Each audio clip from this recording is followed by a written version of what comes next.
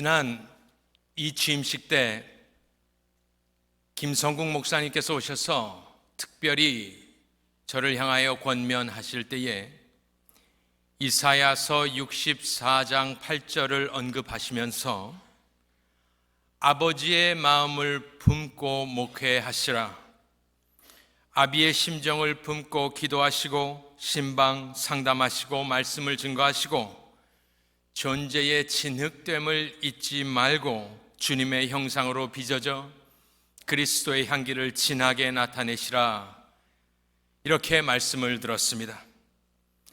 그것은 하나님의 말씀이기 때문에 그렇게 들으며 제 머릿속에 스쳐 지나간 것은 다름 아닌 탕자의 비유였습니다. 왜냐하면 탕자의 비유에서 아버지를 보았던 기억이 있기 때문이었습니다. 목회를 하는 제가 아비의 마음을 품어야 되는 것은 당연한 이야기고요.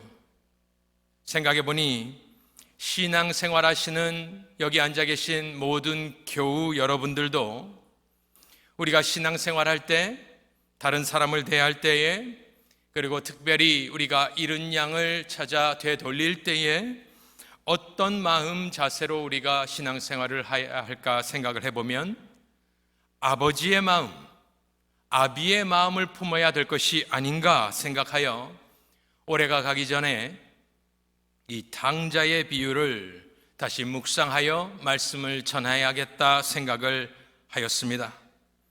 그렇게 오늘 본문 말씀을 읽어보니 하나가 눈에 딱 띄는 것이 있는데 그것은 다름 아닌 아버지라는 단어가 처음부터 끝까지 나온다는 것입니다.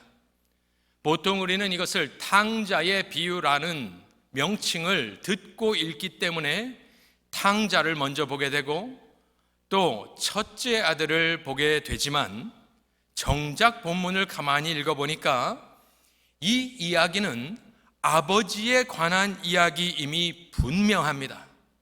그래서 오늘은 이 본문이 굉장히 깁니다. 이거 설교하기가 너무너무 어렵습니다. 그리고 보통 탕자부터 시작을 하면 너무나 길어져요.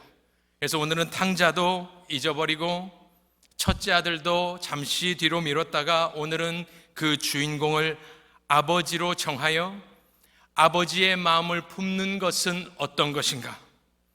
나는 신앙생활을 하며 아비의 마음을 품고 사람들을 대하는 것이 무엇인지를 같이 생각해 보도록 하겠습니다. 첫 번째로 서론으로 보겠습니다. 12절을 보여주시면 둘째 아들이 이렇게 이야기합니다. 아버지여, 재산 중에서 내게 돌아올 분깃을 내게 주소서. 아버지가 그 살림을 각각 나눠 주었더니. 분깃을 내게 주소서. 중간에 아무것도 없지요. 아버지가 그 살림을 각각 나눠 주었더니. 제가 이것을 읽고 생각난 것이, 아니 이 아버지는 왜 이런 결정을 하였을까? 그 아들의 무례하고도 무리한 요구를 수용하지 않았더라면 탕자가 다른 나라로 갈 일도 없었으며 이렇게 가슴 아플 일도 없었을 텐데, 이 아버지는 왜 이 아들의 내게 돌아올 유산을 빨리 주소서 하였을 때에 아무 말도 없이 아버지가 그 살림을 각각 나눠 주었더니 이러한 결정을 했을까? 답답하다, 안 주면 되었을 것을 생각을 하였습니다. 그러면 이 비유도 없고 그 비유 안에 나오는 가슴 아픔도 없었을 텐데 잘못된 결정을 한 것 아닌가 생각을 하였습니다. 이 결정에 대하여 비난하는 소리도 들리는 듯 합니다. 아비가 되어서 아들을 잘못 키웠다.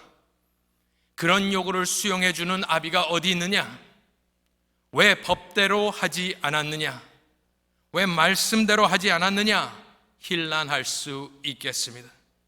어쨌든 이해할 수 없는 아비의 결정으로 인하여 아들은 떠나갔고 재산도 사라져 버렸습니다.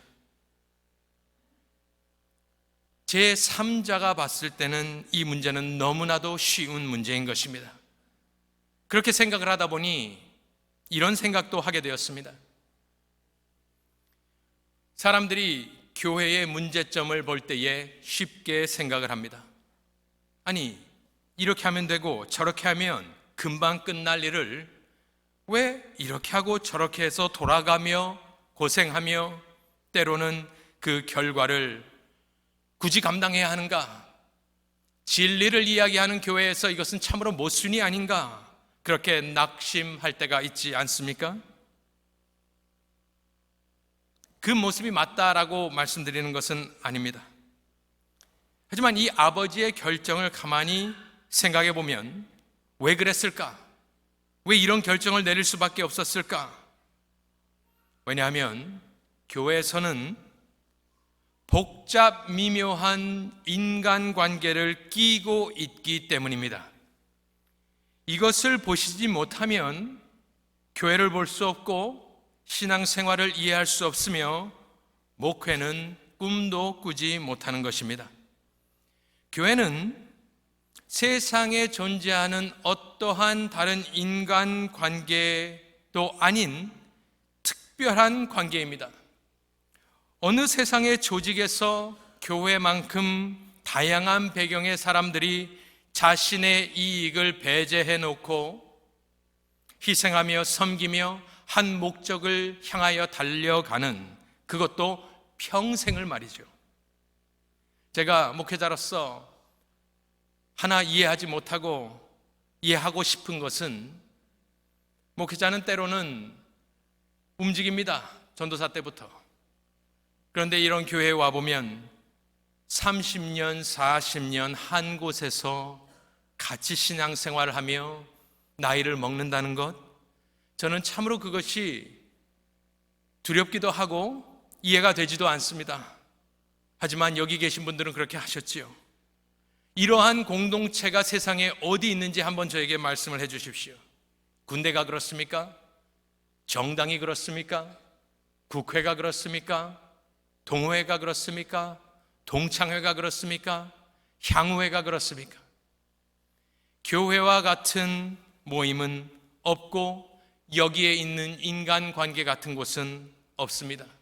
그렇습니다. 때로는 그렇기 때문에 돌아가고 느리게 가며 이해할 수 없는 결정이 내려질 때도 있는 것입니다. 하지만 한 가지만 기억을 하십시오. 그러한 교회를 예수님은 사랑하신다는 것입니다. 이 아버지의 판단 맞았습니까? 틀렸습니까? 판단할 수 없습니다. 대신에 내 분깃을 내게 주소서 하고 아버지가 재산을 나눠주는 그 중간 사이에 있었던 아버지의 고뇌와 한숨과 눈물을 생각할 수 있기를 바랍니다. 왜 아버지가 이 살림을 띄어서 아들에게 주었냐고요? 재산을 띄어줘서 아들이 떠난 것이 아닙니다. 이 아들은 이미 떠난 아들이고 이미 가정에서 마음이 떠나버린, 잃어버린 아들이었습니다. 재산도 가만히 생각해 보면 아버지 입장에서는 내가 죽으면 이 재산 다에겐 소용이 없다. 그때 가서 다 잃어버리나 지금 띄워줘서 이 아들에게 주나 잃는 것은 매 한 가지니, 이 결정을 했을 때에는 이 아들이 혹시 나중에 돌아오지 않을까 하는 1%의 찬스에 아버지는 모든 것을 건 것입니다. 저와 여러분이 이 결정을 보았을 때는 참으로 우매한 결정이고 자승자박하여 어려운 상황을 자기가 자초하였지만 이 아버지의 입장에서는 지푸라기라도 잡는 심정으로 내렸던 결정이었을 것입니다. 그렇기 때문에 아버지의 마음, 아비의 마음, 첫 번째로 저희들이 배울 수 있는 것은 아비의 마음은 관계를 소중히 여기는 마음인 것입니다. 이 아버지는 아버지와 아들이라는 관계 속에 갇혀서 지금 모든 생각과 결정을 내리고 있는 것입니다. 그렇기 때문에 이 관계 밖에 있는 사람은 타인이기 때문에 쉽게 이야기하고 비웃고 판단할 수가 있지만 아버지는 관계 속에서 이 모든 것을 바라보고 다른 관점에서 다른 목적으로 이러한 결정을 내린 것입니다. 성도 여러분들, 교회에서 혹시 탁탁탁 해야 된다고 생각하시면 관계를 먼저 생각해 주십시오.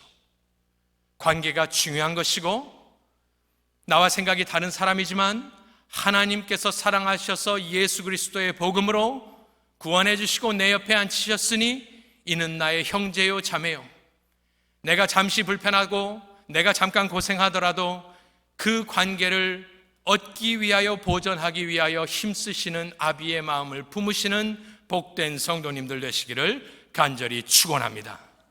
그것이 아비의 마음입니다.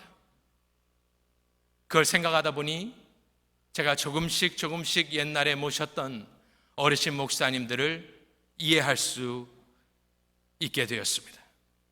20절을 보여주시면 그리고 띄워놔 주시면 이것이 핵심 아니겠습니까? 아비의 마음을 몇 가지만 생각해보고 쭉 지나가도록 하겠습니다. 두 번째 아비의 마음은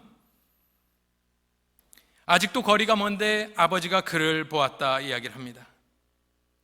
그리우니까 항상 동구박을 바라보고 있었기 때문에 아버지가 그를 보았던 것입니다. 아비의 마음 두 번째는 그래서 나를 버리고 떠나간 아들을 잊지 않고 그리워하며 돌아오기를 바라는 기다리는 마음이 바로 아비의 마음인 것입니다. 안타까워하고 잊지 아니하며 그리워하는 마음을 품고 있을 때에 우리가 이 아버지를 닮아갈 수가 있는 것입니다. 세 번째 아버지의 마음은 여기서 보니까 아직도 거리가 상거가 먼데 아버지가 그를 보았습니다. 아버지가 먼저 보았습니다. 왜 아들이 먼저 보지 못했을까요? 왜냐하면 지금 아들은 돌아오면서 수치감, 패배감, 죄스러움, 죄책감, 지금 준비한 말을 어떻게 할까? 아버지는 반응을 어떻게 할까? 지금 5만 가지 생각이 머릿속을 복잡하게 하고 있기 때문에 볼 수가 없어요. 하지만 아버지는 아들만을 생각하고 있기 때문에 아들이 눈에 탁 들어오는 것입니다. 아버지의 마음 세 번째는 무엇이냐? 먼저 그를 알아볼 수 있는 마음이 바로 아비의 마음입니다. 성숙한 마음, 아직 상거가 먼데도 불구하고 그를 바라보는 마음, 지켜보는 마음. 그래서 그가 저기서 조그맣게 보이지만 아들이구나 바라볼 수 있는 그 마음이 바로 아비의 마음인 것입니다. 또 아비의 마음 네 번째는 무엇이냐? 아버지가 그를 보고 어떻게 여겼다라고 나옵니까? 측은히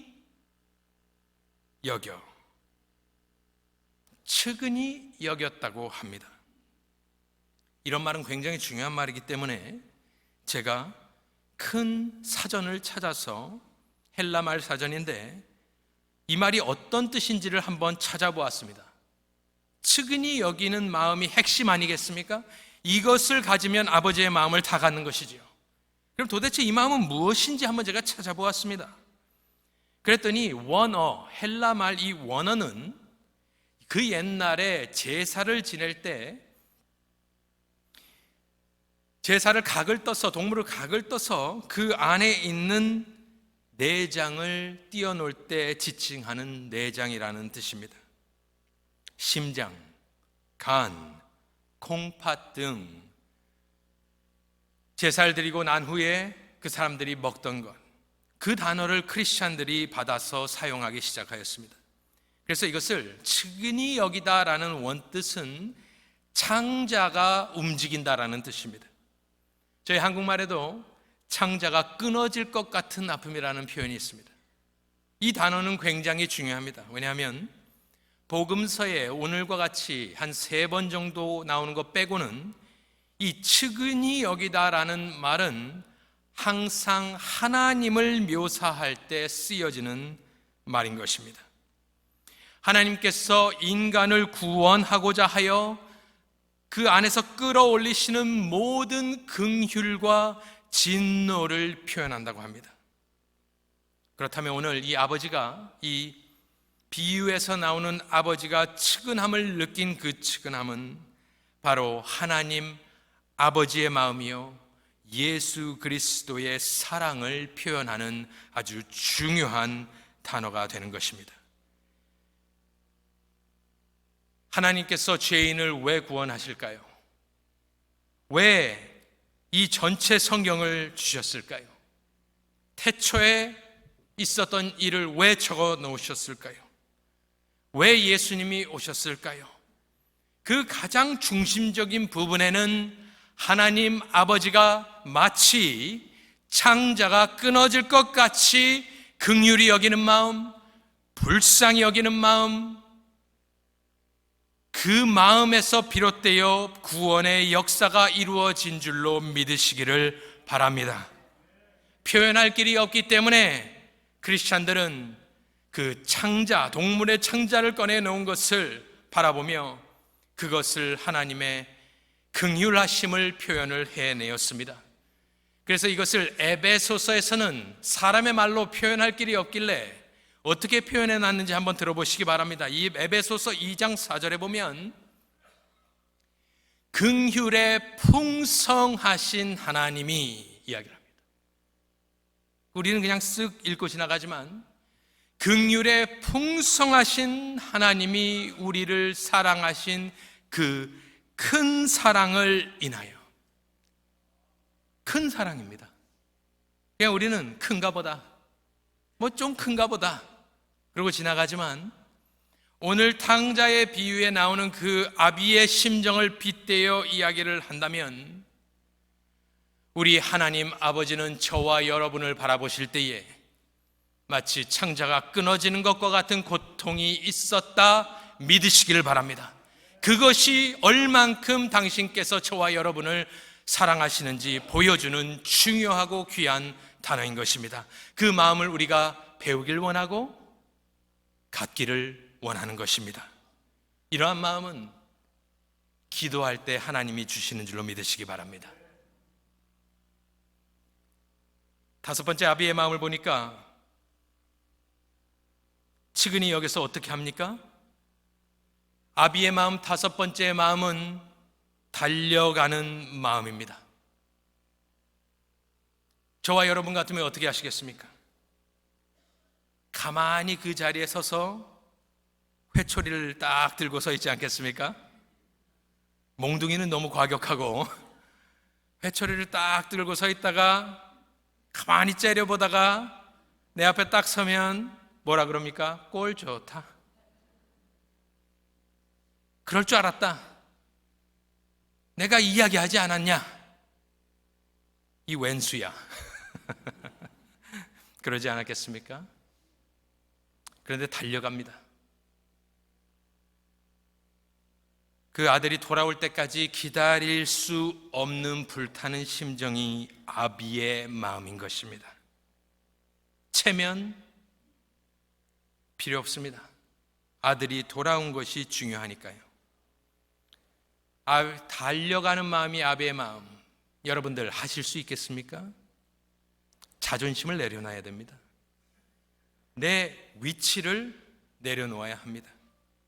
그것이 아버지의 마음이고, 달려가서 목을 안았다고 하지만 가만히 그걸 원어로 보니까 목에 넘어졌다고 합니다. 최대한 달려가서 목을 아는 것이 아니라 목에 엎어져 버린 겁니다. 아버지가 입을 맞추니 이것도 열렬히 입을 맞추다. 단어는 그렇습니다.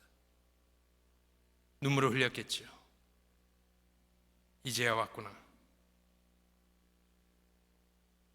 이 달려가서 목에 엎어져서 막 사랑하는 아들에게 입을 맞추는 그 장면을 가만히 보니까, 생각해 보니까 떠오르는 구절이 하나 있었습니다. 그것은 다름 아닌 빌립보서 2장의 예수의 마음이었습니다. 그는 근본 하나님과 동체시나 하나님과 동등됨을 취할 것으로 여기지 아니하시고 오히려 자기를 비어 종의 형체를 가져 사람들과 같이 되었다. 사람의 모양으로 나타나셨음에 자기를 낮추시고 죽기까지 복종하셨으니 곧 십자가에 죽으심이라. 하늘 보좌에서 동등됨을 취할 것으로 여기지 아니하시고 자기를 비워내시고 사람의 모양으로 성육신하셔서 십자가를 향하여 가신 모습이나 동구 밖으로 돌아온 아들을 향하여 전속력으로 달려가 아들의 목에 넘어지는 아버지나 똑같은 것입니다. 하나님 아버지는 창자가 끊어질 것 같은 사랑으로 우리를 사랑하신 것이고, 성자 예수님께서는 하늘 보좌 버리시고 전속력으로 달려서 십자가로 가신 것이 바로 그것이 아비의 마음이요 예수님의 마음이요 저와 여러분의 마음이 되어야 될 줄로 믿습니다. 우리가 성육신 사랑 이야기하지만 그냥 좀 마음이 불편한 사람에게 먼저 다가가는 것이 예수의 마음, 예수의 사랑 아닐까요? 여러분들, 이것이 아무것도 아닌 것이 아닙니다. 이것이 중요합니다. 이 마음을 품을 때에 교회가 하나 되는 것이며, 한 성령 안에서 한 뜻을 품고 달려갈 때에 하나님께서 복을 주시고 영생장로교회를 부흥시키고 회복시켜 주실 줄로 믿습니다. 이것에 집중하시고 이러한 마음을 달라고 기도하십시오. 아버지 아들의 대화를 잠깐 보면 21절과 22절을 보면 아들이 아버지 앞에 와서 가장 먼저 한 말을 어순으로 보면 죄입니다. 한국말에는 아버지 이렇게 했지만 원어에는 죄를 지었습니다. 먼저 튀어나왔습니다. 아버지는 뭐라고 합니까? 그 아들에게 이야기하지 않습니다. 종들에게 이르되 입히고 끼우고 신기라. 아버지의 마음은 왜 그럴까요? 아들은 지금 죄책감에 사로잡혀 있는 것이고 아버지는 회복의 기쁨에 사로잡혀 있는 것입니다. 참으로 특이한 것은 아버지가 이때 아들에게 대해서 그의 과거의 일을 이야기하지 않습니다. 저와 여러분도 그럴 때가 많지 않습니까? 여기까지 올라옵니다. 그런데 아비의 마음은 잘못을 아는 아들에게 입을 닫는 것, 제대로 가르쳐야 되지 않습니까? 잠깐 기다리십시오. 어쨌든 여기 나오는 이 아버지는 그때는 말씀을 하지 않습니다. 꾸짖지 않습니다. 화내지 않습니다. 잘잘못을 따지지 않습니다. 우리가 불법을 품고 이단을 품고 거짓을 품지 않은 말이 아닙니다. 이미 돌아왔을 때 회개한 것 아닌가? 그 아들이 돌아온 기쁨으로 충만할 때 아버지는 굳이 말씀을 할 이유가 없는 것입니다. 그러한 심정을, 아비의 심정을 품으실 수 있기를 축원합니다. 이제 첫째 아들을 대하는 것을 좀 보면 28절에 첫째 아들이 돌아왔습니다. 열심히 일한 귀하고 착한 아들이었습니다. 그런데 28절에 보니까 그가 노하여 들어가고자 하지 아니하거늘. 그 다음에 아버지의 반응을 보십시오. 지금 아들이 돌아와서 신나면 그 아들과 시간을 보내고 있어야 될 터인데 아비의 심정은 노한 아들에게 나와서 권하는 것이 바로 아버지의 마음인 것입니다. 이 아들이 하는 말을 쫙 들어보면 틀린 말은 없습니다. 그런데 아버지와 이 첫째 아들이 다른 점이 있다면 아버지는 지금 돌아온 아들 생각으로 꽉 차 있고 이 첫째 아드님은 자신의 생각으로 꽉 차 있습니다. 내가 했던 일, 내가 여태까지 충성했던 일, 나를 생각하고 둘째 아들이 받은 대우와 비교를 하니까 요즘 말로 뭐라 그럽니까? 섭섭병에 걸려버린 겁니다. 섭섭병이 왜 걸립니까? 비교하면 걸립니다. 이 세상에 혼자 살면 섭섭병에 걸릴 이유가 없습니다. 이 아들은, 첫째 아들은 충성되고 착한 아들이었는데 어쨌든 지금은 자신만을 생각하며 비교를 하니까 마음이 상해버린 것입니다. 하지만 아버지는 어떻게 했다고요? 나와서 권하는 것이 아버지의 마음인 것입니다. 마지막으로 보면 그 아들이 한 말을 다 듣고 31절에 아버지가 이르되 예, 이렇게 얘기합니다. 예, 아이야. 쭉 설명을 하고 32절에 이 내 동생은 죽었다가 살아났으며 내가 잃었다가 얻었기로 우리가 즐거워하고 기뻐하는 것이 마땅하다 하니라. 마지막 아버지 마음 8번째인데 이것은 이해하지 못하는 사람에게 화내지 않고 대답해주며 진실을 말해주는 것, 권면해주는 것이 바로 아버지의 마음입니다. 마땅하다라고 바른 길을 보여주었습니다. 이것을 하였는지 못하였는지는 저희가 알 수 없지만 아버지의 입장에서는 화내지 않았습니다. 다그치지 않았습니다.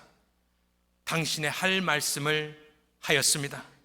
즐거워하고 기뻐하는 것이 마땅하다. 그 뒤는 어떻게 됐는지 모르며 이 비유는 끝이 나게 되는 것입니다. 결론을 내려보겠습니다. 보통 우리가 이 탕자의 비유를 볼 때에 탕자의 비유를 읽으면서 설교하고 공부할 때에 이 탕자 이야기를 쫙 합니다. 그런데 그렇게 되면 이 탕자 이야기를 이해하지 못하는 것이 됩니다. 왜냐하면 15장의 첫 절을 보여주시면 예수님이 이 비유를 들어 말씀하신 목적이 있습니다. 보십시오. 이렇게 시작을 합니다.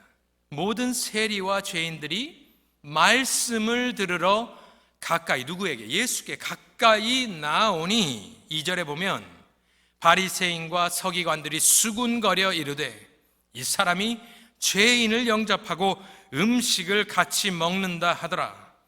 예수께서 3절에 보면 그들이 누굽니까? 바리새인과 서기관들입니다. 그들에게 이 비유로 이르시되 하면서 15장에는 누가복음 15장에는 세 개의 비유가 있고 끝입니다. 첫 번째는 잃은 양의 비유, 두 번째는 잃은 드라크마의 비유, 그리고 세 번째가 바로 잃어버린 둘째 아들 탕자의 비유입니다. 다 똑같은 말들을 세 번 반복하여 이야기를 할 때에 각 잃어버린 비유의 끝이 동일합니다. 15장 7절 잃은 양 비유가 어떻게 끝나냐면 내가 너희에게 이르노니 이와 같이 죄인 한 사람이 회개하면 하늘에서는 회개할 것이 없는 의인 99으로 말미암아 기뻐하는 것보다 더 하리라. 더 기뻐할 것이다. 잃어버린 드라크마의 비유는 어떻게 끝이 나느냐? 15장 10절에 보면 내가 너희에게 이르노니 이와 같이 죄인 한 사람이 회개하면 하나님의 사자들 앞에 기쁨이 되느니라. 그리고 마지막으로 잃어버린 아들의 비유 마지막이 어떻게 끝나냐면 읽으신 대로 이 내 동생은 죽었다가 살아났으며 내가 잃었다가 얻었기로 우리가 즐거워하고 기뻐하는 것이 마땅하다 하니라. 탕자의 비유는 무엇을 염두에 두고 하신 말씀이냐면 한 영혼이 죽게 돌아오는 것을 기뻐하지 않는 바리새인들과 서기관들을 꾸짖으시며 하신 예수님의 비유의 말씀인 것입니다. 우리가 바리새인을 굉장히 두려워합니다. 왜냐하면 우리가 마음 깊은 곳에 내가 예수를 믿을수록 오래될수록 하나님의 말씀을 들었지만 순종하지 않을수록 저와 여러분은 우리가 바리새인이 되어가는 것을 느끼고 알고 있기 때문에 바리새인이라는 말에 굉장히 우리는 민감하게 반응을 합니다. 여러 가지로 바리새인을 정의할 수 있겠지만 오늘 누가복음 15장에 나오는 거기에 따른 예수님의 꾸지람을 통해 들은 바리새인을 굳이 정의하자면 바리새인이란 죄인이 죽게 돌아오는 것을 기뻐하지 않고 내가 여태 행한 선행을 바라보며 하나님 섭섭합니다. 내가 주를 어떻게 섬겼는데 나는 잊으시고 저 우리 둘째 아들 망나니 아들을 기뻐하시고 받아주십니까? 불평불만하는 사람들이 바로 바리새인들인 것입니다. 교회는 세 가지 종류의 사람밖에 없습니다. 아비의 마음을 품는 자, 둘째 아들과 같이 철부지인 사람들, 첫째 아들과 같이 자신의 의로 가득 차 섭섭하다 하는 세 부류의 사람들이 교회에 존재합니다. 여러분은 무엇이 되시겠습니까? 넷째 종류의 사람도 있었습니다. 그들은 종들이었습니다. 아버지가 품에 안긴 아들에게 이야기하지 않고 종들에게 이야기를 하였습니다. 우리가 파티를 열겠다.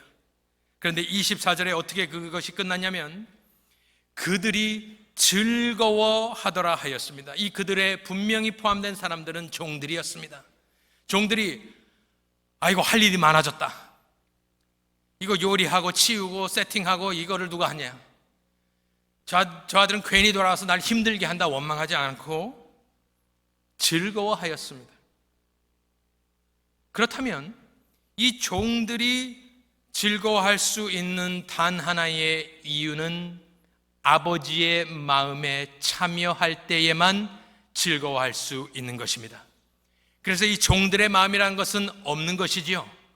이 종들의 마음은 다름 아닌 아비의 마음을 같이 품고 우리 작은 도련님이 돌아왔다 기뻐하며 즐거워하며 섬겼던 모습이 바로 저와 여러분의 마음이 되어야 될 줄로 믿습니다. 그렇다면 교회에 존재해야 할 마음은 단 하나의 마음은 그렇다면 바로 아버지의 마음인 줄로 믿으시기 바랍니다. 다른 마음은 없는 것입니다. 없으면 교회가 힘들어지고 내 신앙생활도 자람이 없는 것입니다. 만일 지금 방송을 보고 계신 분들을 잠깐 언급하자면 하나님 아버지께서는 창자가 끊어지는 심령으로 여러분들을 기다리고 계시는 것입니다. 이 아버지께 돌아올 때는 정죄하지 아니하며 꾸중하지 아니하며 밀쳐내지 아니하며 오직 이 아버지와 같이 상거가 먼데도 불구하고 동구 밖으로 뛰어나가 여러분을 맞이하며 그 목에 엎어져 울며 사랑한다, 잘했다, 기쁘다, 연회를 베풀자, 기쁘고 즐거워하자 이야기해 주실 분이 바로 여러분들의 하나님 아버지가 되십니다. 두려워하지 말고 하나님 품으로, 예수 품으로, 주의 몸된 교회로 돌아오실 수 있기를 간절히 축원합니다.